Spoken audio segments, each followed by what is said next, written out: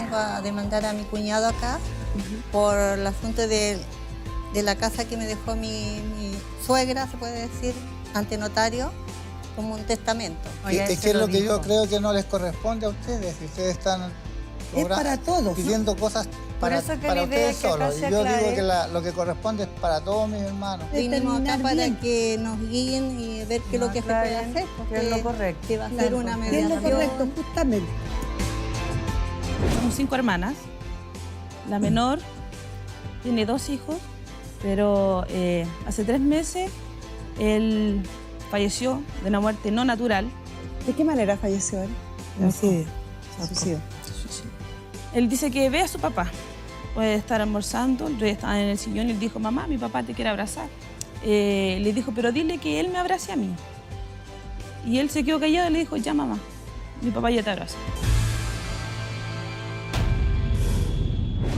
Esta tarde recibimos una nueva pregunta a través de nuestras redes sociales. Jaime, ella nos dice, yo y mi pareja tenemos caracteres muy distintos. Él es muy serio y yo muy risueña. Y eso nos hace pelear. ¿Qué puedo hacer con eso? Él quiere que cambie y que sea más seria, pero mi esencia es así. Bueno, yo creo que es fundamental entender que cuando uno está en una relación romántica, uno debería enamorarse de un otro como un otro, respetándolo al final con su forma de ser, sus intereses, sus pasatiempos, etc. Y no verlo como una extensión de uno mismo que está ahí para satisfacer lo que nosotros queremos. Hay que comprender que es natural tener dificultades. Cualquier pareja va a enfrentar dificultades con quien esté. Incluso se ha visto en las investigaciones que cerca del 70% de los problemas entre las parejas son no solucionables. Por lo tanto, tengo que querer a la persona que tengo al lado con las cosas que me gustan y aquellas que tal vez no me gustan tanto, aprendiendo a aceptarla en su totalidad y queriéndola con estas cosas sin intentar imponer mi voluntad sobre la del otro. Ya sabemos entonces, amar a las personas tal cual como son, ¿no? Así es. Perfecto. Y nosotros vamos al primer caso de este capítulo en Carmen Gloria a tu servicio.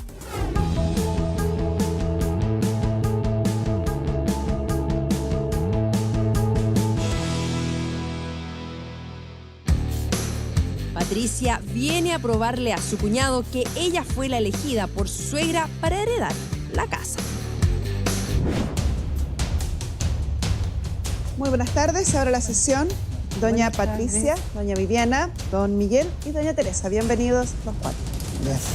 ¿Cuál de ustedes dos nos explica el caso? Yo, Patricia. Bueno, yo vengo a demandar a mi cuñado acá por el asunto de la casa que me dejó mi suegra, se puede decir, ante notario, como un testamento. Y resultó que después él reclamó de que también le pertenecía la casa, claro, la propiedad. Y eso es lo que yo no tengo bien claro, cómo puede ser si ella lo dejó ante notario el testamento. Bajo el código de 150, porque ella trabajaba y ella compró, yo creo que a él le conta que ella compró el sitio, edificó, porque mi suegro en esos años tuvo un parálisis todo el cuerpo que no podía trabajar nada y todo eso lo obtuvo ella. A él le conta eso y yo no sé por qué tanta la pelea por... Estamos hablando de su suegra. ¿Cuál es el nombre de pila de su suegra? Margarita. Doña Margarita. Sí. Doña Margarita era casada con don Miguel Carreño. ¿Con don Miguel? Sí. En segunda nupcia. En segunda nupcia. ¿Tuvieron hijos entre ellos? Tuvo una, pero falleció a los 2 meses, creo. O sea, no hay hijos entre ellos. No. ¿Hijos de Margarita y Miguel? No hay. No hay hijos, no. ¿Y doña Margarita tuvo hijos antes? No, tampoco. Tampoco. No. O sea, doña Margarita nunca tuvo hijos. No, o sea, tuvo una que se murió, Que que falleció, estuvo en el pero matrimonio. No hay hijos vivos. No hay hijos de vivos. doña Margarita. No. Don Miguel, en su primer matrimonio, ¿tuvo hijos? Sí. ¿Cuántos hijos tuvo? Son como 8 o 9 hijos que tuvo, que es mi Son cuñado. 11 hijos 11. en total, pero quedaron 9 porque los dos fallecieron muy Muy niños. chiquititos ya. Entonces, Claro, 9 pero hijos. quedaron 9. De esos 9 hijos, uno fue casado con usted o está Sí, casado con usted. sí. ¿Cómo se llama? Fue Guillermo Carreño. Don Guillermo. Fue casado con usted, ya no está Sí. casado. No, falleció. Ya. Entonces usted dice, doña Margarita falleció. Ajá. Sí, ¿Cuándo falleció? en 2015. Falleció el 2015, según su versión, habría dejado un testamento Sí. donde la favorece a usted, señora Patricia, Sí. casada con don Guillermo, que era hijo del marido de ella. Sí. Y como doña Margarita, supuestamente, según lo que usted me cuenta, no tenía herederos forzosos, o sea, no tenía hijos, no tenía descendientes, nada. No, tenía sobrinos, pero no. Eso no son herederos forzosos. Ah, no, ya. Entonces le deja por testamento todo lo que ella tenía a A mí, usted. sí.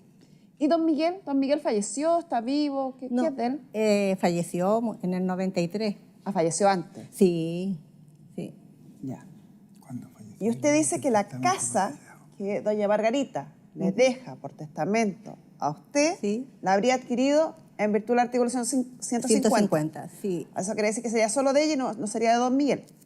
Eso es lo que yo pienso, porque todo lo sabemos, porque ella también le conta de que fue ella la que compró, porque ella vivió 2 años conmigo cuando yo me casé. Y estos 9 hijos que dejó don Miguel, entre los cuales está usted, ¿cierto? ¿Tramitaron la posesión efectiva de don Miguel? Sí, se tramitó y ahí en ese momento nos dimos cuenta que ya existía un testamento porque no se sabía. Lo escondió. Entonces, Es que los testamentos no es que se escondan, son privados, no se publican. Se tienen, se realiza la escritura pública decir, no con el se número de supo, testigos no. y se deja en el registro civil inscrito hasta el minuto que fallezca una persona. Uno no tiene la obligación de andar contando que hizo testamento, Sí. ni menos aún andar mostrando el testamento. Claro. ¿Ya? Es un acto privado entre las partes. Entonces no es que se esconda. Cuando don Miguel falleció en el año 93, ¿cuándo tramitaron ustedes la posesión efectiva? no se hizo porque estaba la señora viva, la señora Margarita. Podrían haberlo hecho igual. Claro, entonces se supone que había que dejarla vivir tranquila porque ella lo merecía, Ya. porque Lo hicieron para no era su incomodarla. esposa, claro. ¿Y Ningún cuándo- hijo la ¿Cuándo molestó. lo hicieron? ¿Cuándo empezaron a hacer la posesión efectiva? Se hizo ahora poco, Cuando porque falleció resulta mi que suegra. se vio que no se hacía nada con la casa porque la casa está ocupada por la señora Patricia o la hija, ¿ya? Sí, la ocupa Entonces nunca ningún hijo fue a la casa porque no hay entrada para los demás. Entonces ahí se dijo vamos a hacer la posesión efectiva y vamos a ver qué se puede hacer. Ya, resumiendo, empezaron a hacer la posesión efectiva de don Miguel y doña Margarita cuando fallece doña Margarita, Ella, el año 2015. Claro. 2015. Y ahí ellos partieron antes. Hay una cosa ahí entre medio, que justo en ese tiempo el registro civil estuvo en paro. Por lo tanto, nosotros tenemos familiares en el registro civil y a ellos le hicieron la posesión efectiva antes que a nosotros. Claro, porque yo tuve Porque que nosotros esperar. teníamos que esperar que volvieran a trabajar y presentar las cosas de a poco. Ahí, Por lo tanto, aquí es donde se produce el enredo que hizo. aquí está el exactamente. enredo. Claro, porque Porque ellos yo- lo hicieron antes, ellos como lo que pudieron me hacer ganaron antes la porque que están mis vive. primos O sea, ahí. ellos lo hicieron suponiendo que no había testamento. Claro, ellos no ya sabían. O sea, no tendría por qué saber, no tendría Claro. por qué haber saltado tampoco el testamento en los registros porque Claro, estaban, pero ellos haciendo, sabían. estaban haciendo la posesión efectiva de don Miguel, Claro. no de doña Ellos Margarita. sabiendo hicieron la posesión efectiva. Sí, pero a ver, rápido. cuando uno escucha, puede entender y dejar y destruir los prejuicios. Hubieran sabido o no hubieran sabido, no tenían la necesidad de decirlo, ni tenían tampoco la obligación de saber el contenido de ese testamento. Tampoco el registro civil les iba a informar que existía, porque ellos estaban tramitando la posesión efectiva de don Miguel. Y en el registro de don Miguel no hay testamento. Entonces, en la posesión efectiva de don Miguel iba a salir con los antecedentes de don Miguel, no de la señora. Porque lo estaban tramitando la de la señora. Porque no podían tramitarla tampoco, porque no son herederos de ella. ¿Se entiende? Claro. Entonces, no es que quisieran, no es que no dijeron, no es que ocultaron información, no tenían nada que ver con esa información, aunque hubieran querido. ¿Se entiende? Ya. En la posesión efectiva de don Miguel, ¿qué apareció? Aquí se la pasó. Aquí está la solicitud y el certificado. Perfecto. Muchas gracias. Ya, aquí aparece que tiene los 9 hijos. Ahí aparece la propiedad como un bien de él. Él estuvo casado con la señora Margarita. Sí, Casado legal. Casado legal. sí, eso no lo negamos.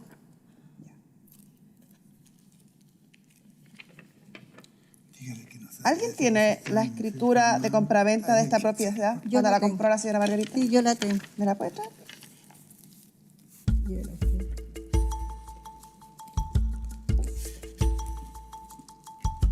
Muchas gracias.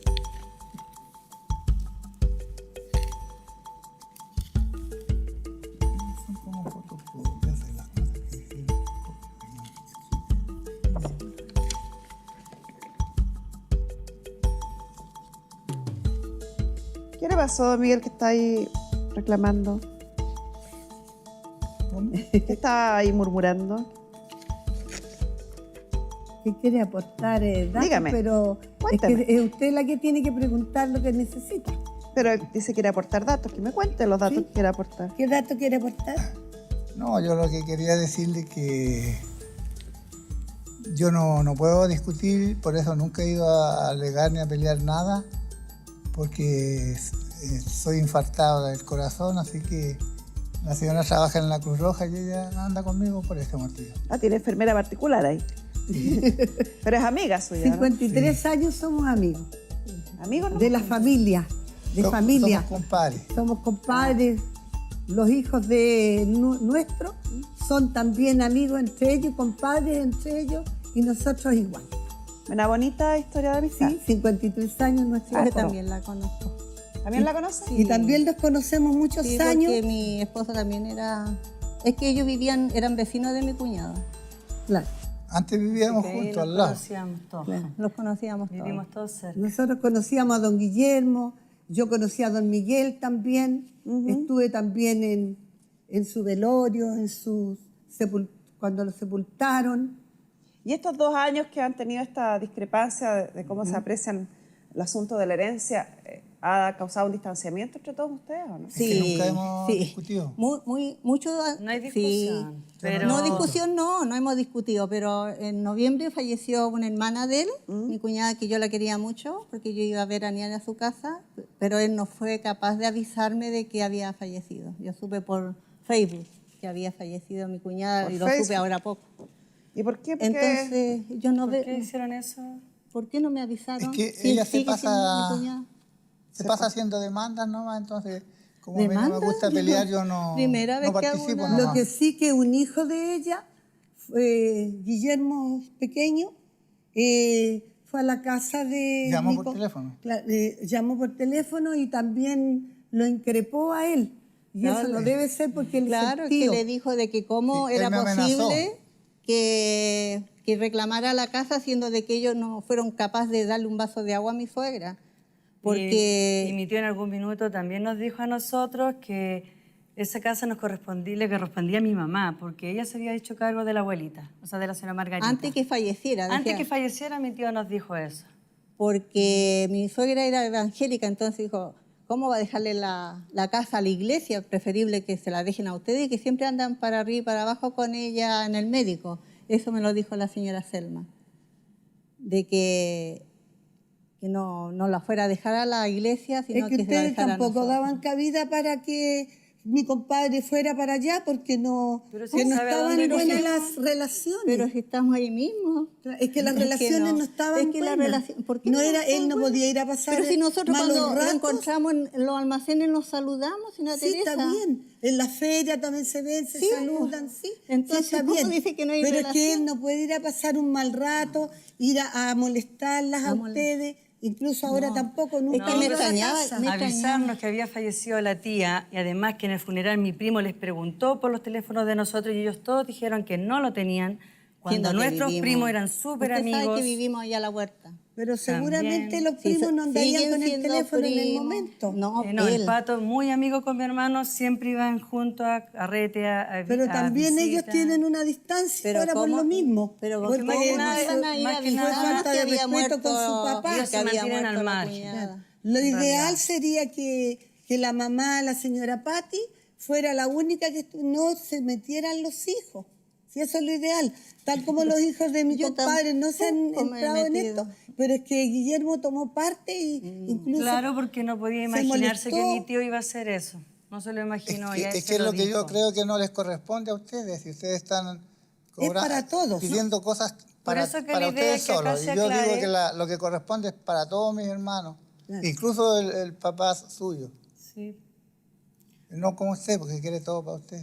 Pero que como la señora Margarita lo dejó ante notar, entonces yo me Es imaginé, que lo por que se eso que la compró, Vivi se fue a lo que se vivir compró allá. dentro del arregló- matrimonio es del matrimonio, aunque ustedes digan que los viejos no tienen derecho. Yo no he dicho Están que- diciendo recién porque era viejo y enfermo. que no, que la señora Margarita fue la que compró la casa, que compró el sitio. En el que matrimonio edificó. da lo mismo el que la compre, el marido o la señora. Bueno, para eso venimos por acá, para que nos aclaren. Matrimonio esas es una Para que nos sociedad aclaren, conyugal y a ambos les toca. Aquí lo ideal sería que todo fuera de todos. Sería Por una eso buena que manera de vinimos acá terminar para bien. que nos guíen y ver qué es Nos lo que se puede aclaren hacer. qué Porque es lo correcto. si va a ser Claro, una ¿qué es lo mediación. correcto? Justamente. La Eso- ley eso queremos, es la clara ley es para una estas sola. cosas.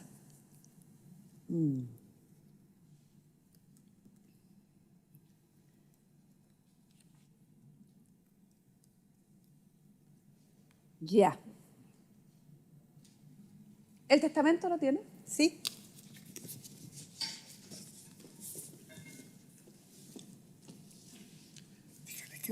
Tramitó la posesión efectiva del testamento Sí, en el, sí. en el tribunal, Sí. ¿cierto? Sí, con eso va. Ningún hijo en el testamento anotado de mi papá. La posición efectiva está aquí.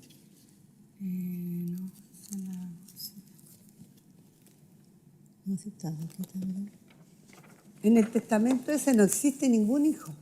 Es que Claro, ella no es tuvo hijos. solamente sus bienes, lo que le corresponde a ella. Ella no tiene hijos. No tiene Ella no tiene por qué nombrar ningún hijo en Claro. el testamento. Y al no tener hijos, no tiene herederos forzosos y por lo tanto tiene libertad de testar en favor de Claro. quien ella quiera. Claro.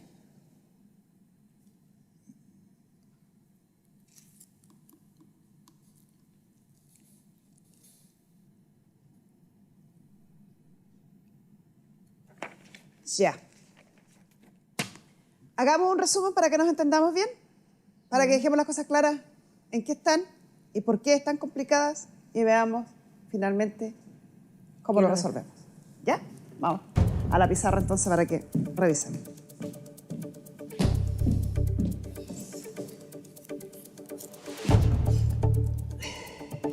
Estamos. Tenemos entonces que esta historia parte con el padre de usted, don Miguel, ¿cierto? Ya. Don Miguel y la señora Margarita.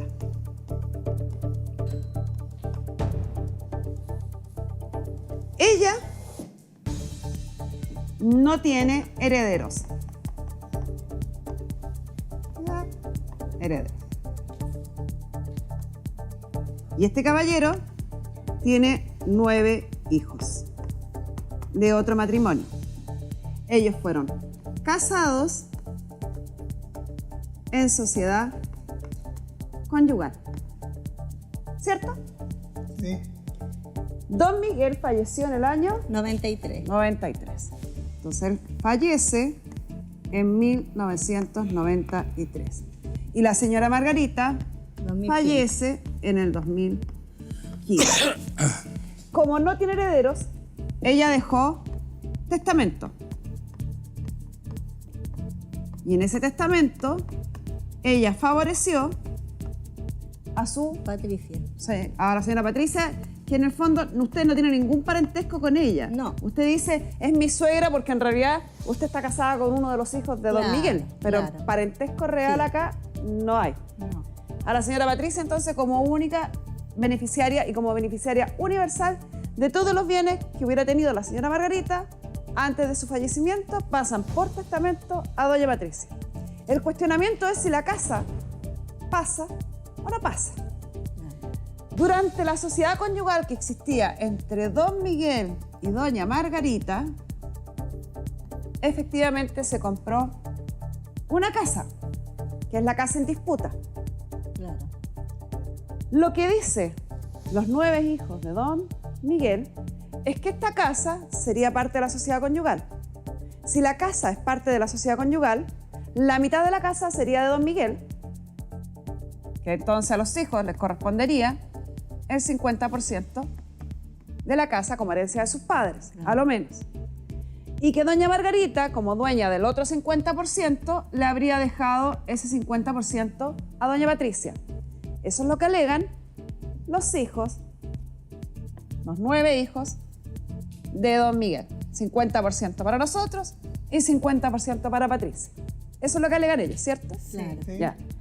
Lo que está alegando la señora Patricia es que esta casa gozaría de un beneficio, que es el artículo 150 del Código Civil, que, como lo hemos explicado otras veces, cuando la mujer casada en sociedad conyugal adquiere una propiedad en virtud del artículo 150, esa propiedad no ingresa a la sociedad conyugal, sino que ingresa al patrimonio reservado de la mujer casada.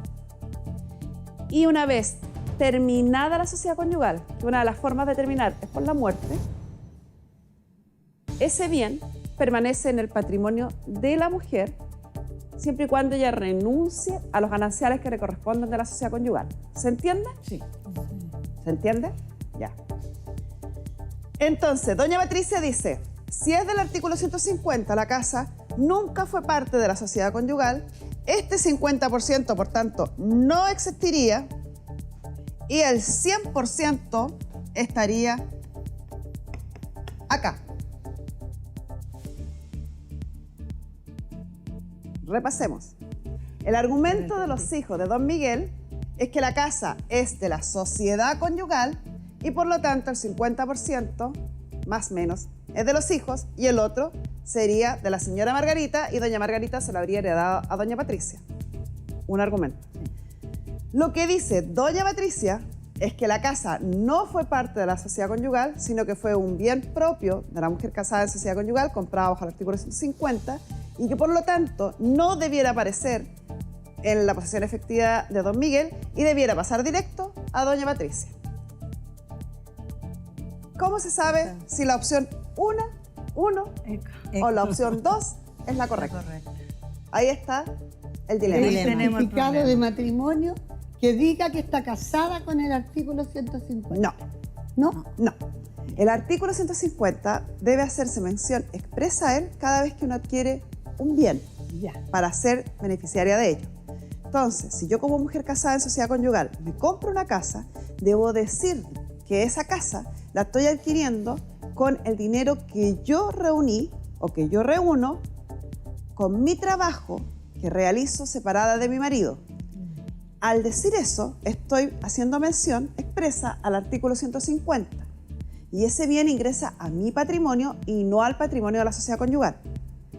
Disuelta la sociedad conyugal, terminada la sociedad conyugal, yo necesito expresamente renunciar a los gananciales, porque la ley me dice, señora casada en sociedad conyugal, o usted se queda con la mitad de la sociedad conyugal, o se queda con su patrimonio reservado. Pero no se puede quedar con las dos cosas, no se afresca, pues. O con una o con otra. Lo que ellos dicen y lo que hicieron en una demanda fue renunciar a los gananciales de la sociedad conyugal. Se renuncia porque la ley establece que puede renunciar la propia cónyuge o los herederos de ella. Ella como heredero renunció a los gananciales. Y está diciendo que mantiene el 150, patrimonio reservado y hereda el total. Y en eso estamos. Entonces cuando el caballero señala, don Patricio, ay, me traje el lápiz, que ella demandó, sí demandó en instancia civil la acción de petición de herencia, porque cuando los herederos de don Miguel hicieron la posesión efectiva, se incluyó la casa dentro de la posesión efectiva de don Miguel y se incluyó como corresponde el 50% de la propiedad, ni siquiera está el 100%, está el 50%, que era lo que correspondía al patrimonio de don Miguel casado en sociedad conyugal si no hubiera existido el artículo 150. Cuando se entera la heredera de doña Margarita de eso, tramita su propia posesión efectiva, que es la apertura del testamento en un tribunal civil, donde dice que ella es la heredera universal de doña Margarita.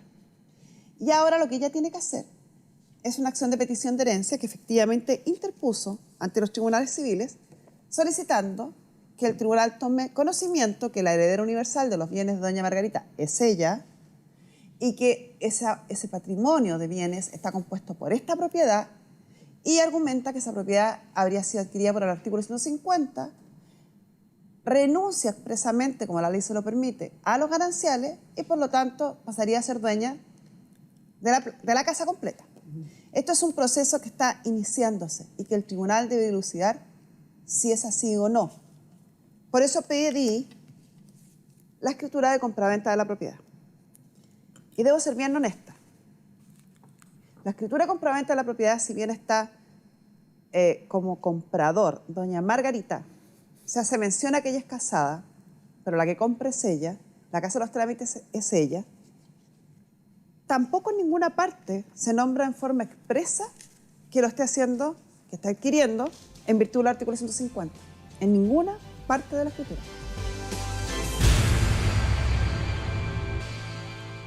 La escritura comprometedor, doña Margarita, se hace mención a que ella es casada, pero la que compra es ella, la que hace los trámites es ella. Tampoco en ninguna parte se nombra en forma expresa que lo esté haciendo, que está adquiriendo en virtud del artículo 150. En ninguna parte de la escritura. Yo tengo una publicación en el diario oficial. Eso es importante, ¿ya? Donde indica de que no es necesario que se estipule ahí que el artículo 150. Sobre, lo tengo. Pero es sobre esta escritura en particular, porque en todas las escrituras es necesario nombrarlo. Sí, ahí salen otras Tráigame. palabras que yo no conozco, permiso. Y el certificado de matrimonio que uno saca en No el tiene nada registro que civil, ver, ¿no son sale cosas tampoco? distintas. El certificado de matrimonio establece si uno se casa en separación de bienes, sociedad conyugal o régimen de participación en los gananciales. Ahí no aparece el artículo 150. No aparece, ya. El artículo 150 solo es aplicable a los matrimonios que han contraído matrimonio bajo el régimen de sociedad conyugal. Y solo es aplicable a la mujer casada en sociedad conyugal. A la mujer. Y la mujer casada en sociedad conyugal, cada vez que adquiere un bien, debe, si es así, si es pertinente, hacer mención a ese artículo. Ahí sale con la fecha cuando se dijo de que no era necesario que... y ahí sale la continuación por un presidente que fue publicado. Ahí está como... ¿Ella es sobrina suya? Y ahí la continuación. Sí.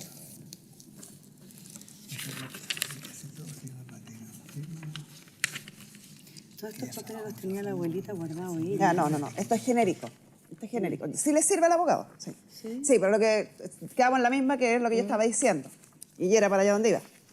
¿Por qué partí diciendo que esto lo va a tener que dilucidar finalmente un tribunal? Porque exactamente lo que sale ahí. Acá no está en forma expresa señalado el artículo 150. Y por lo tanto va a quedar a criterio de un juez determinar si es pertinente o no admitir lo que dice ahí, que eso se refiere a una aclaración que se hizo respecto a la interpretación que se hacían de las escrituras, diciendo que muchas veces al nombrar a la mujer y decir que la mujer estaba adquiriendo con su peculio personal, no era necesario decir que lo estaba haciendo bajo el artículo 150. Estoy de acuerdo con eso, pero aquí ni siquiera dice que lo está haciendo con su peculio personal, sino que simplemente dice que es ella la que está adquiriendo. Entonces el juez quien va a interpretar si esa frase tiene el alcance y el equivalente al artículo 150. Yo no me atrevería a aseverarlo. Creo que es algo... A lo mejor tiene que demostrar ella con documentación que ella trabajó. Por ejemplo, una AFP. Liquidaciones de... Liquidación porque yo cobraba también la jubilación de ella mientras ella estuvo enferma que no podía ir a pagar. Deben haber documentos que permitan acreditar que ella adquirió y debe haber también jurisprudencia que su abogado va a tener que fundamentar en el tribunal respecto a una u otra posición. Claro. Cuando se nombra el artículo 150, y por eso hago menciones reiteradas de ello, se evita este trámite. Porque si ahí hubiera dicho, doña Margarita adquirió esta propiedad en virtud del artículo 150 o con el fruto de su trabajo que ella realiza separada de su marido, estaría todo esto clarito y sería la segunda opción. Pero como no está claro, ella lo tiene que interponer a un tribunal y que el tribunal lo declare. Cuando el tribunal lo declare, si es que lo declara, va a mandar a corregir la inscripción de la posesión efectiva de don Miguel y efectivamente ella va a quedar dueña del 100% de la propiedad. Si el tribunal no está de acuerdo con esa posición, van a quedar dueños ustedes de un 50%, poquito menos del 50%, porque doña Margarita es dueña del 50% que le transfiere a doña Patricia, pero además es dueña del 25% que le corresponde al otro lado. ¿Ya? Nosotros, cuando en un principio se trataba de un juicio de partición, se mandó a hacer la tasación de esta propiedad, que la hizo nuestro querido Esteban de Barbieri, como siempre.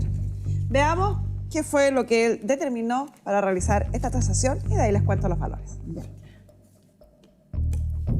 Buenas tardes, Carmen Gloria. Nos encontramos en la comuna de San Miguel para realizar la visita e inspección técnica del inmueble.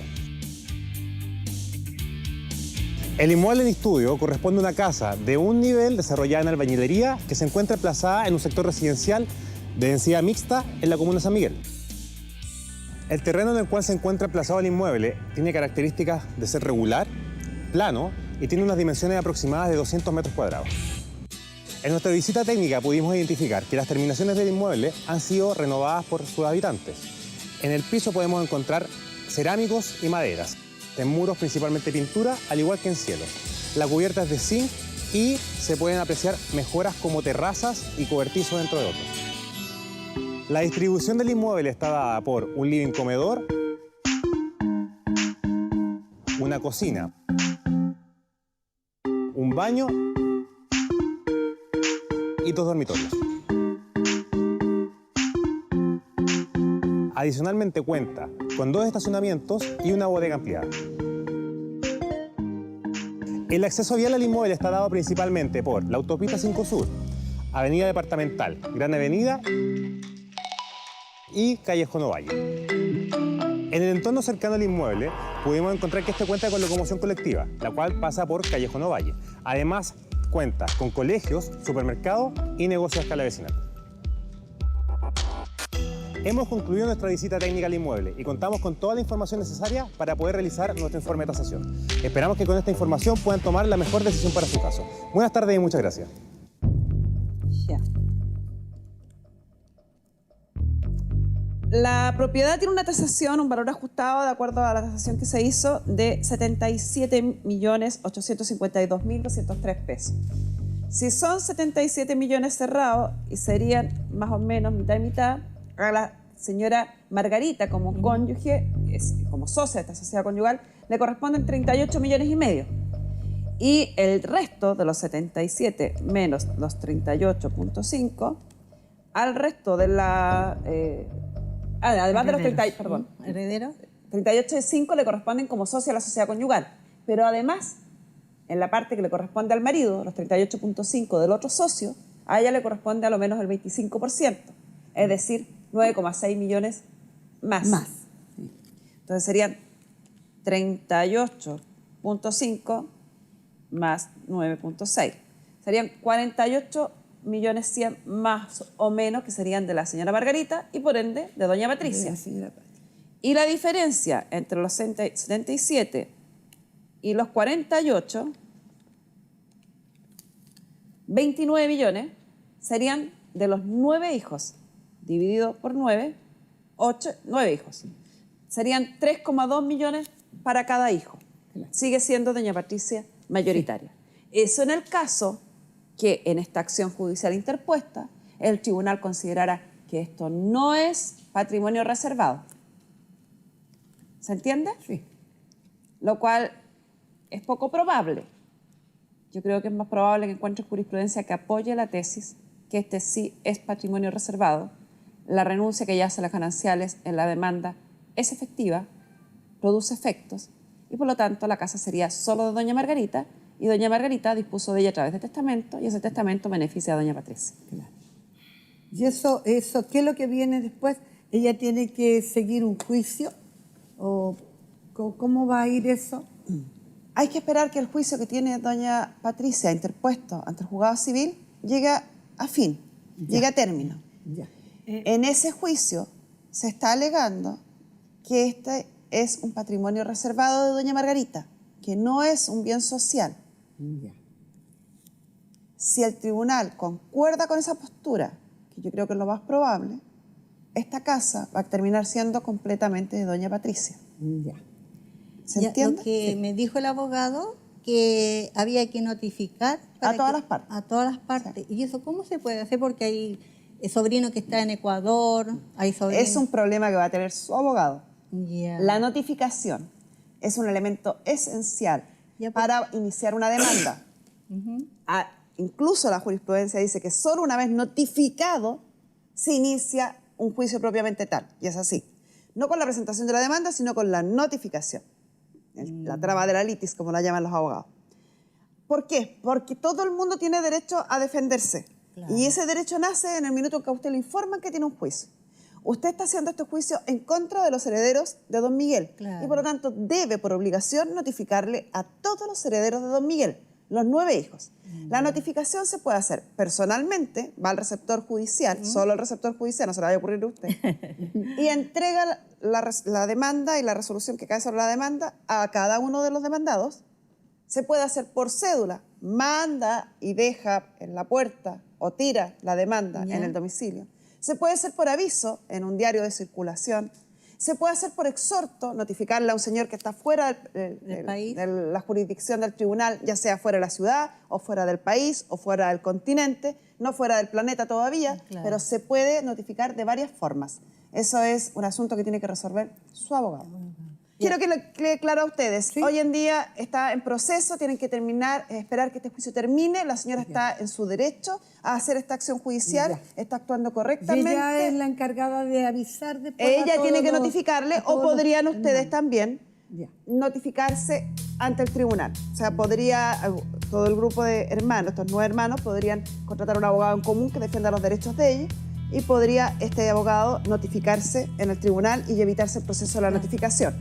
Esa Ustedes verán si les pregunta conviene o no que les le quiero conviene. hacer por ser, don Miguel fue el que hizo todo, o sea, que sirvió de cabecilla. Él no podría decir, bueno, yo ya dejo hasta aquí, notificarlo a él. Como notificarlo ¿Y solamente por a él. qué él lo iba a beneficiar para que usted lo perjudique? Sí, bueno, Para, había que yo visto ese sea, lado. para que yo sea su empleado. Claro, me autonotifico para que me quiten todo. Cerremos la sesión. Hay que esperar un juicio que tiene que hacer la parte demandante. Cuando termine ese juicio, yo creo que ahí vamos a estar más claros. No sé si Miguel tiene otra sensación. Me quedó claro lo que explicó la doctora, pero para mí que no sé, pues yo pensé otra cosa, nunca pensé que iba a ser así. Siempre se pensaba que eran todos herederos, todos los hijos, incluso el esposo de ella, o la mitad de ella y el resto de él, que sería lo más favorable.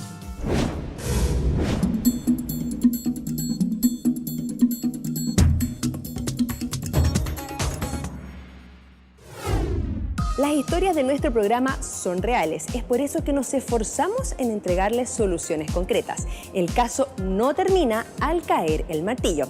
Vamos ahora a conocer qué pasó en un nuevo Día Después. Mi nombre es Judith Reyes, tengo 70 años, soy de Recoleta. Llamé al programa para divorciarme. Judith es una mujer fuerte de carácter que llamó al programa decidida a ponerle fin a su matrimonio. A pesar de que tuvieron idas y vueltas, la relación había terminado definitivamente en el año 2000. ¿Poco duraron casados? ¿Por qué tan poco? Me contó una noche, 8 de marzo del 93, que iba a ser papá. Con otra persona, que no era usted. Con otra persona. Y él muy sincero y es muy honesto. Y eso gatilló mi dolor al corazón, al alma, una pena gigante. Y ya de ahí no pude seguir con él. El dolor y la rabia de los primeros años se transformaron luego en las ganas de buscar rápido una solución para el problema. Lo que me hizo llamar al programa fue que yo había visto muchas veces muchos capítulos. Yo confiaba mucho en la señora Carmen Gloria. Entonces yo dije, la única solución que tengo para divorciarme rápido es ella. No tengo otra solución. En el estudio nos enteramos de más problemas entre ellos dos, tantos que Judith llegó a dudar del amor que su ex le profesaba. Ella creía que él se casó por interés. Y la verdad es que yo no me casé nunca por interés, ¿eh? Y quiero dejarlo bien claro porque yo la escuché. Yo me enamoré de una mujer inteligente, una mujer muy capaz, una mujer muy simpática, una mujer muy llana y que además cumplía, digamos, con unos dotes que muchas veces no en cualquier persona se encuentra, que es un poco ser estas personas bonachonas. ¡Tanto amor! Pocas veces habíamos visto ese tipo de declaraciones en un caso de divorcio. Yo dije que él se casó por interés porque yo le encontré una libreta años después y decía lo que él deseaba para el año después del 80. Deseaba una profesora, deseaba un auto, deseaba irse a Australia, deseaba muchas cosas y yo lo tenía. cada persona, cada individuo tiene sus fortalezas, sus debilidades. Yo reconocí en ella sus fortalezas. Las debilidades, obviamente, son las que nos hicieron que nos separáramos. Él es muy poético. O sea, no le cree nada. Él no le creo nada. Yo lo conocí en casa de mi hermana. Achicando el cuento empezó con sus poemas y yo con mi guitarra. Yo tocaba guitarra. Entre guitarreo y poesía, él me enseñó 20 tipos de dar besos. Beso para acá, beso de allá. Algo que con la lengua, algo que por el costado, algo que para arriba, algo que para abajo. Y todo eso fue en la cocina de mi hermana, donde ahí hice la primera guagua. Ah, ahí mismo. Despuésito, después. Ah, en otro capítulo de Beso. En otro capítulo. Me llamó la atención mucho la forma de ser de él. Porque yo siendo mayor 10 años, me enseña el tipo de beso, tipo de abrazo, del oso, de muchas cosas. Me habla muchas cosas. El beso que más me llamó la atención fue aquel beso que más tiempo duraba, que yo jamás lo había hecho sin respirar. Entonces yo decía, oh, qué maravilla, qué lindo, qué precioso, pero qué hombre tan astuto, qué hombre tan genial, qué romántico. Nos empezamos a juntar y yo caí en un enamoramiento que sea falso, porque era muy canchero. Así son los cancheros, pues. Todo parte como avión, pero con el tiempo la intensidad baja y finalmente llegan a separarse. Yo solo desearle su felicidad, que esté bien, que sea lo que le quede de vida a ella. ¿Se quiere divorciar? Sí, señora. Ya. Desde el momento de la mediación quedamos de acuerdo, de mutuo acuerdo, en el divorcio. No hubo ningún problema, ambos estábamos de acuerdo, porque había pasado tanto tiempo, tantos años con esto. Él ya había hecho su vida 3 veces. Y por cosas de la vida fueron citados el último día del año pasado a firmar el divorcio. Así que el champañazo para recibir este 2019 fue celebrando su nueva vida de soltería.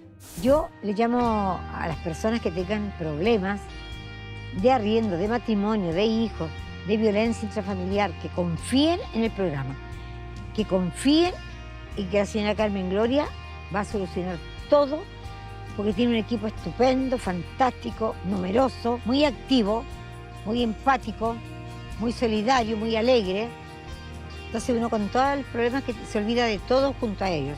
Hay personas que me hablaban de cuánto te pagaron, de cuánto te tuviste que pagar. Yo dije nada, jamás, nunca se ha pagado. Yo he defendido el programa toda la vida, desde que lo estoy viendo. Yo ahora me siento libre, feliz, contenta, porque estoy libre de aquel personaje. Tengo mucha edad, hasta puedo rehacer mi vida. Francisca y Daniela están preocupadas por su hermana. La reciente muerte de su pareja la tiene al borde de un abismo. Muy buenas tardes, ahora la sesión, doña Francisca y doña Daniela. Bienvenidas las dos. Muchas gracias. Cuénteme, ¿cuál es su caso? Le cuento un poco la historia, el drama familiar que estamos viviendo de hace 3 meses. Somos 5 hermanas.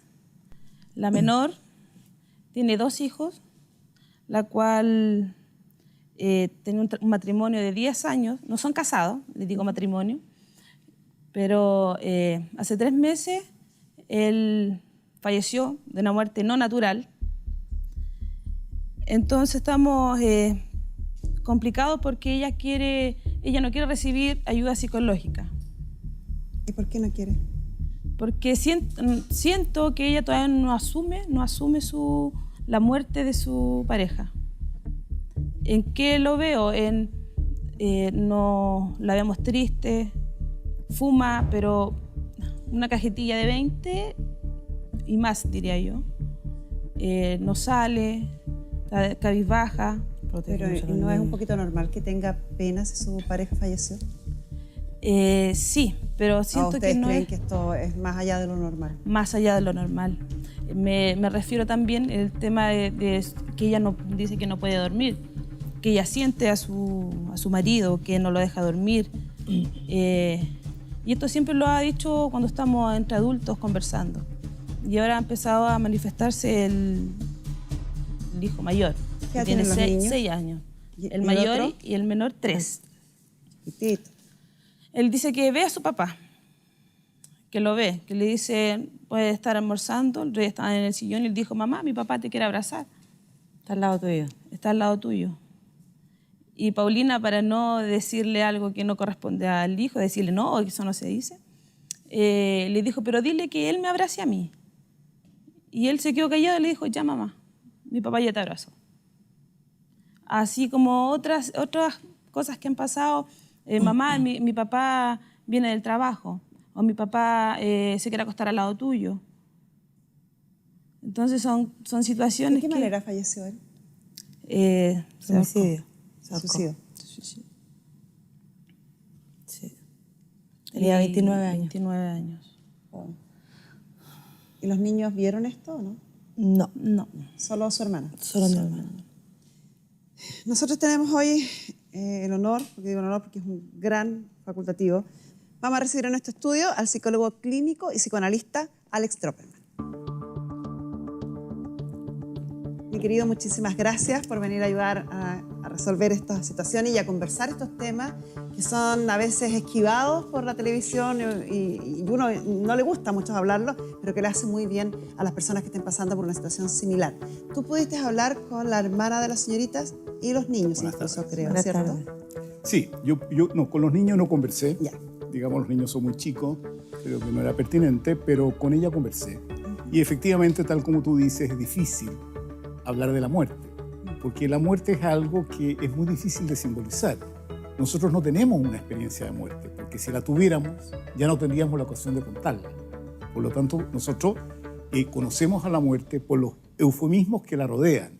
Descanso eterno, la paz eterna, ¿cierto? En fin, el paraíso, etc. Pero la conocemos por otros parámetros, pero no tenemos directamente la experiencia de la muerte, porque si la tuviésemos, ya no tendríamos ocasión de relatar acerca de ello.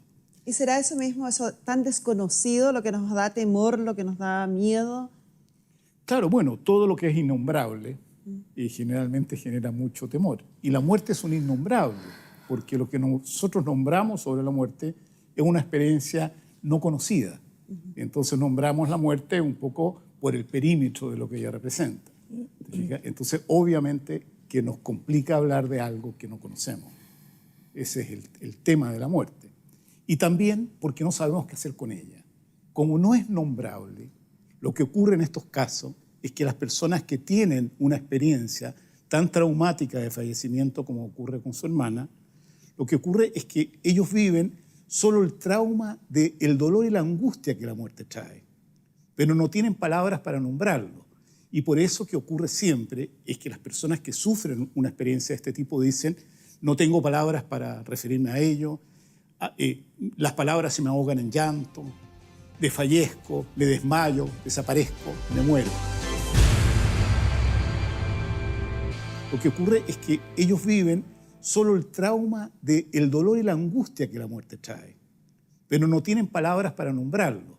Y por eso que ocurre siempre es que las personas que sufren una experiencia de este tipo dicen, no tengo palabras para referirme a ello, las palabras se me ahogan en llanto, desfallezco, me desmayo, desaparezco, me muero. También dice, me muero, ¿no? Porque de alguna manera no tienen un texto para referirse a aquello que ha ocurrido y que las tiene presas e inmersas en el dolor, en la desesperanza y en la angustia. La angustia per se es un innombrable, es de alguna manera una ansiedad que no tiene nombre, no tiene objeto. Entonces, como no tiene nombre y objeto, se vive simplemente como algo en el cuerpo. Entonces, yo conversaba con la hermana y le decía que es importante que ella se trate, que ella tenga ayuda psicológica, que tenga terapia, para que efectivamente tenga un espacio propio donde ella pueda conversar acerca de la experiencia vivida y de esta manera pueda elaborar un relato, una historia, que le permita tener una historia acerca de esto en algo en que en general no se puede nombrar. Y de esa manera la angustia va a encontrar un objeto. Que no es lo mismo que una explicación, ¿cierto? No es lo mismo. Hay que hacer esa diferencia. Claro, exactamente. La diferencia, porque la explicación probablemente no existe, o si existe, digamos, tampoco. No basta a veces. Claro, no va a ser inherente a su propia vivencia. Entonces, lo que tiene que hacer ella es construir una historia subjetiva, una historia desde ella, respecto a esto que ha ocurrido, y ponerle palabra a esta angustia. Entonces, esta angustia ya deja de ser algo que le invade, que le genera síntomas en el cuerpo, como insomnio, como calambre, como crisis de llanto, de grito, de violencia. Entonces empieza a transformarse en una historia que ella construye, donde permite darle un espacio a ese esposo muerto en el recuerdo. Y de esa manera la persona empieza a tomar un lugar en la vida de los otros. Y de esa manera puede llevar adelante el duelo. Doctor, cuando hablamos de una historia desde lo subjetivo, estamos hablando de una historia desde las emociones. Bueno, desde las emociones y desde el lugar que es capaz de construir. Porque lo que le ha ocurrido a esta mujer es que, por el relato que ella me hace, cuando viene este trauma y viene, digamos, esta experiencia tan dolorosa que ella no la puede significar, lo que le ocurre es que ella se disocia. La disociación es un mecanismo de defensa psicológico que las personas tenemos, que es de los mecanismos de defensa más bajos y que generalmente concurren cuando los hechos son excesivamente traumáticos o son demasiado intensos. Disociación es separar. Separar. O sea, es como que hay una persona que vivió este duelo y hay otra persona que sigue viviendo sin tomar en cuenta lo que estaba sintiendo, una cosa así. Exactamente. Solamente que en este caso, ella lo que hace, se disocia y no vive el duelo. Y ella sigue viviendo. ¿Están de acuerdo con eso? ¿Fue eso? Sí. Fue eso lo que pasó en el primer tiempo. Sí. Claro. Entonces ella en el fondo queda absolutamente excluida de todos los ritos, digamos, que son ritos de duelo, que son todos los ritos funerarios. El velorio, los discursos, digamos, el funeral, los abrazos, los pésames, en fin, todas las cosas que los humanos tratamos de construir frente a la muerte para que la muerte no tenga el horror, digamos, ¿no es cierto?, de un espacio negro, ¿no? Y ella queda excluida de estos procesos, de estos ritos, digamos. ¿Ella se excluyó sola? ¿Se la excluyeron? Sola. Sola se excluyó. No quiso participar. No.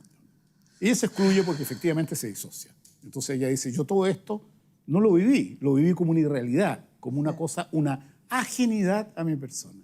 Y eso se llama disociación. Y eso ella lo hace en este caso, como dices tú, como un arma de defensa, como para defenderse de este dolor. Claro. Pero también nosotros, los que acompañamos de repente a alguien que está sufriendo un duelo, tendemos a decir cosas parecidas, como no llores, no vayas al funeral que te va a doler mucho, no tengas tanta pena, en vez de dejar, como tú dices, que esta pena fluya, que esta pena se pueda desahogar. En eso, quisiera que tú fueras bien clarito en decirnos, es mejor que la gente haga lo que tenga que hacer cuando recién ocurre este duelo, a que lo posponga, a que, no sé, se tome una pastilla, un tranquilizante y que después esta pena te va a pasar la cuenta igual en meses después. Bueno, es obvio que la pena le va a pasar la cuenta igual. Todos los procesos que dejen fuera y que pospongan, digamos, ¿no es cierto?, un duelo necesario y legítimo, va a ocurrir, digamos, más tardíamente. Y del niño menor, del mayor, digamos, es normal o paranormal, algo que yo no sé cómo explicarlo, que el niño diga que ve a su papá.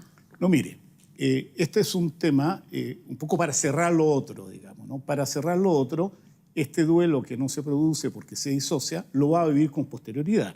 Entonces, lo importante es que las personas vivan los duelos, pero lo vivan, Carmen Gloria, de acuerdo a las capacidades que cada cual tiene. Todas las personas tenemos, de alguna manera, mayores o menores herramientas para soportar determinadas cosas. Sí. Y lo importante es que la vivamos también de acuerdo y en sintonía con las capacidades que nosotros tenemos. Y que los demás te dejen vivirlo también. Te fijas, ese es el tema, ¿no es cierto? Es perfectamente plausible que una persona se tome un medicamento porque no es capaz de soportar el dolor. Y otro podrá ser más estoico y podrá soportarlo. En un funeral, 5 hermanos viven las cosas de distinta manera, ¿no? Ahora, tomando, digamos, ¿no es cierto?, esto otro que a ustedes les preocupan, que son un poco estas visualizaciones que está teniendo el niño y que también está teniendo ella. Ella tiene alucinaciones senestésicas, que consiste eso, es que ella siente que en un momento dado aparece él, la abraza, la quiere poseer y siente que la toca, siente la presión en su cuerpo, por eso que son senestésicas. ¿Y qué es lo que es una alucinación? Para que la entendamos con simpleza. Una alucinación es una percepción sin objeto. Usted percibe algo donde no está el objeto. Entonces, digamos, la está alucinando, ¿sí? Y las alucinaciones pueden ser de distinto tipo. Usted puede escuchar algo, puede sentir algo en el cuerpo o puede ver a alguien que no está. Bueno, las alucinaciones no son paranormales, ¿ok? Por lo menos desde mi teoría y desde mi paradigma. Pero sí se pueden entender desde la psicología y desde la clínica no como alucinaciones necesariamente psicóticas, como que fuera, digamos, una locura, sino que en este caso se trata de alucinaciones, digamos, catatímicas. ¿Y qué significa alucinaciones catatímicas? Son cosas que uno percibe, que siente o que ve, ¿no es cierto?, pero inducida, ¿no es cierto?, por la emoción y la necesidad de tener al otro presente que se ha ido y que se ha perdido. Esa es la explicación que hay detrás de esto. ¿Es tu inconsciente el que te juega esa mala pasada, entonces? Sí, claramente. Son tantas las ganas de querer Pero tener por supuesto. símbolos, querer ¿No será señas? que ella se siente culpable Bueno, ese es otro tema. de no haberle dado la atención necesaria? Claro, lo que pasa es lo Por lo siguiente. demás, perdón, Sí. es bastante recurrente que cuando hay un suicidio se hable de esta culpa. Son palabras que aparecen cuando estamos frente a actos como eso. ¿Es real? ¿Puede haber responsabilidad en otros? No. Jamás. Yo creo que el tema, si hay algo que se define como estrictamente subjetivo y personal, es el suicidio. Nadie puede cometer suicidio por otro, porque si no sería homicidio, ¿no? Claramente. Entonces, el suicidio es personal. Entonces, atribuirse de alguna manera de que uno tiene culpa y responsabilidad en el suicidio, ¿no es cierto?, es atribuirse también demasiado. Es pensar de que uno puede llegar a ser tan importante en la vida de un sujeto, capaz de inducirlo a que él se quite la vida. Él se quita la vida porque él decide quitarse la vida. Y si no, nosotros estaríamos, muchas personas, el infierno de Dante estaría lleno, digamos, ¿no es cierto?, de culpables. Entonces, lo primero que yo le decía a su hermana, que ella no se sienta culpable por esto, pero bueno, de hecho se siente, y que elabore en una terapia la culpa que esto le ha generado para poder dejarla con un criterio de realidad en el lugar que corresponde. ¿El suicidio obedece a un proceso de depresión más importante, a una enfermedad más importante? No, necesariamente. Ya. Ese es el tema, necesariamente. Lo que pasa, digamos, cuando es producto de una depresión, es una cosa que se va arrastrando en el tiempo y que en un momento dado este proceso depresivo hace que las personas no vean la luz en el túnel y lo ven todo tan oscuro que encuentran que la solución a su problema es quitarse la vida. Que es un proceso personal. Exactamente. Siempre el suicidio es un proceso personal. ¿Cómo puede ayudar la familia en este proceso? ¿Qué hace una familia que puede que nos esté viendo en su casa, que tiene un familiar que está pasando por un proceso similar? ¿Cómo saber en qué minuto esto debo buscar ayuda o simplemente debo dejar que este duelo transcurra como de forma natural? No, es que el tema es el siguiente. Nadie puede ser, y esto ocurre para todos nosotros, tan omnipotente en la vida que piense que puede solucionar siempre los problemas solo. Cuando nos dice, ¿por qué voy a ir al psicólogo, al psicoanalista, al psiquiatra si yo lo puedo solucionar solo o sola en cualquiera de los casos? Decirle, bueno, porque con ayuda es más rápido, es mejor, es más permanente y deja menos secuela. Yo creo que ella ha entendido en la conversación que ha tenido conmigo que necesita ayuda.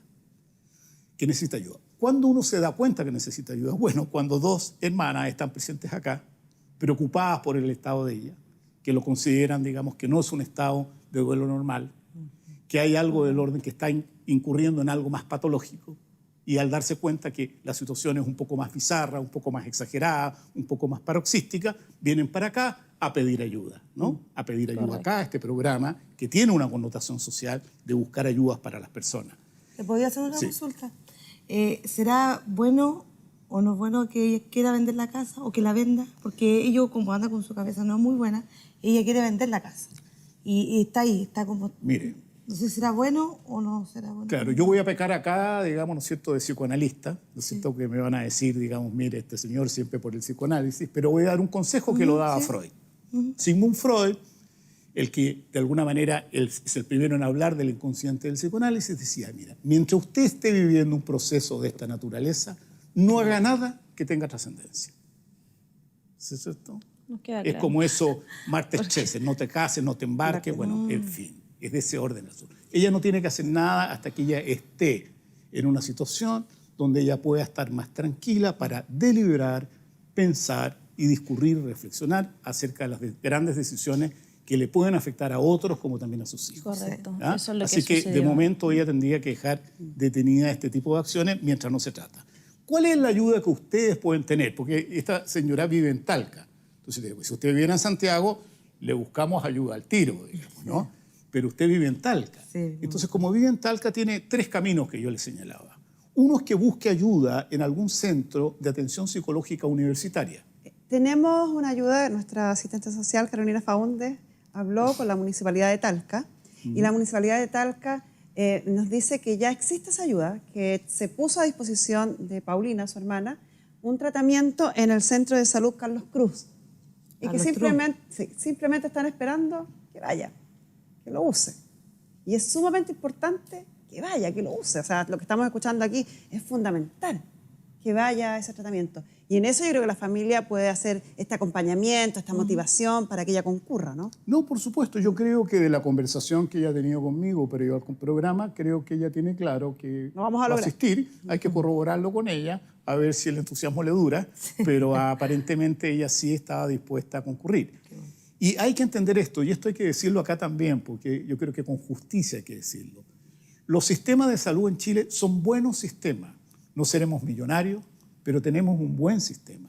Si ella va, digamos, ¿no es cierto?, por ejemplo, a una urgencia psiquiátrica, la va a atender un psiquiatra, la va a derivar una psicóloga, y si tiene, digamos, que entrar al auge, entrará al auge, ¿sí? O entrará al GES, donde corresponda, y va a tener atención. O sea, sin atención no se va a quedar.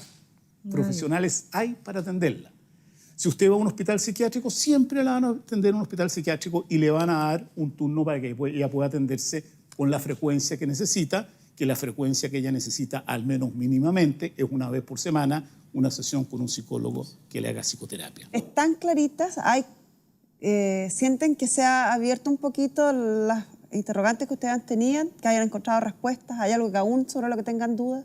No, la verdad que no, que me dejó bien clara con el tema de vender la casa, porque ella está tan borrada en su mente que no tiene nada claro. Y como no tiene nada claro, que quiere vender la casa, que al otro día no la quiere vender, que saliendo de la AFP llega una señora de una aseguradora, le dice que va a ganar mucho más dinero en su pensión de los niños, la hace firmar un papel notarial, que ese papel notarial le dijeron que podía haberle sacado hasta todos los fondos del marido.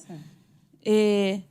Entonces eso es lo que queríamos nosotros, que ella aclare Se lo pueden cosas. plantear al revés. Lo que dice nuestro especialista es que, y yo creo que se extrapola a todas las cosas en la vida, uno nunca tiene que tomar una decisión cuando está invadida de emociones. Ni cuando uno está enojada, ni cuando uno está eufórica de alegre, o cuando uno está por un duelo, o está muy triste. Cualquier decisión que uno toma en razón de que le invade una emoción, nunca va a ser una decisión bien pensada. Puede que en la ruleta rusa de tomar decisiones así, capaz que la chunte, pero el riesgo es altísimo porque hay muy poco procesamiento de la información y una decisión consensuada. No, claro. Bueno, esto, digamos, en todos los ámbitos. Claro, en todos los ámbitos de la vida. Habría que decirle a su hermana que simplemente se dé su espacio para iniciar el tratamiento que tiene pendiente, que no ha ido, y una vez que ella se sienta más tranquila, y esto incluso lo podría conversar con el especialista, decirle, ¿sabes que me están ofreciendo esto? ¿Cuánto tiempo más lo decido? A lo mejor el especialista le dice, déjalo para más adelante, 1 mes, 2 meses, y ya en algún minuto el propio especialista le puede decir, oye, estás en condiciones de tomar una decisión así. Nada la apura en este minuto de tomar esas decisiones en rápido. Ahora es interesante en el caso de su hermana que en esto de vender la casa subyace algo, ¿no? Subyace algo que es como quien dice, aquí donde ocurrió la muerte, yo vendo la casa para borrar la muerte. No va a borrar la muerte, no va a hacer el duelo porque vende la casa. Tampoco podría borrar la muerte llevándose ella misma a provocar su propia muerte, teniendo ideas suicidas o cosas de este orden. Esto de que la muerte se borra con la muerte, que el engaño se borra con el engaño, esto es una situación muy primitiva, muy poco reflexiva y muy poco elaborada de cualquier sujeto humano. Sí. ¿Alguna otra consulta? Nos ha quedado todo muy, muy claro. Eso es lo que necesitamos para Paulina, para que de alguna manera, como hermanas unidas, somos 5, 4 y más mi madre, estamos ahí apoyándola para que pueda surgir, para que pueda salir adelante, porque su pareja era el sustento de la casa, con 2 niños de 3 y de 6 años. Es un poco difícil salir al campo laboral con 2 niños después de tanto tiempo sin poder trabajar. Sabemos, es difícil, pero también sabemos que la Municipalidad de Talca, a quien agradecemos toda la información que nos entregó, está bastante pendiente del asunto, han prestado ayuda en varias áreas que pueden darle un empujoncito para partir de nuevo. No es fácil, por supuesto que no es fácil, pero la vida continúa. El ciclo de la vida, lamentablemente, incluye la muerte y hay que saber sobreponerse a ella por dura que eso sea. ¿No es así, Alex? Exactamente, más aún siendo madre y teniendo 2 hijos que la necesitan. Muchísimas gracias. Muy bien, gracias a ustedes. Señoritas o señoras, no sé. Señoritas. Señoritas, si la boca me queda dando. Qué bueno verlas sonreír. Contagien y no tengan miedo de reír delante de ella también. Hay países como México, que a mí me encanta, que ven la muerte de una forma bastante más normal que nosotros, más integrada en esta vida que llevamos. Nosotros aún tenemos mucho tabú con ella. Y al contrario de lo que nos recomendaba Alex, nuestro especialista, uno tiende a evitar conversar sobre ella. A uno no le parece grato hablar de esto. Uno trata de evitar el tema cuando alguien está sufriendo un duelo. Y es todo lo contrario. No le hagamos el quite. Hablemos de ello. Hablemos de la emoción, hablemos del dolor, hablemos de la experiencia, hablemos de cómo reinventarse. Porque a todos nos va a pasar en algún minuto. Porque todos la vamos a vivir en algún momento. Duele. Pero la vida sigue, se aprende a vivir con ese dolor. Y lo que uno necesita cuando está pasando por un duelo es mucha compañía, mucho abrazo, mucha contención. No tanta explicación, no tanto silencio, no tantas lejanías. Su hermana necesita el apoyo de ustedes, de la familia. Necesita ver que la energía puede salir de sus 2 hijos, que tienen que seguir creciendo. Y necesita también ayuda. La ayuda está en el tratamiento que tiene pendiente y que no ha retomado, o que no ha tomado. En la ayuda que la municipalidad le está dando en distintas áreas. Y la ayuda que ustedes le pueden dar es lejos la más valiosa. Espero que la conversación que tuvieron con nuestro psicólogo, con Alex Doppelman, le haya servido a su hermana, que ella también se convenza y que ustedes no le fallen en ese apoyo para que ella pueda seguir este camino. No vamos a fallar. Que les vaya muy bien y con esto cerramos la sesión. Muchas gracias.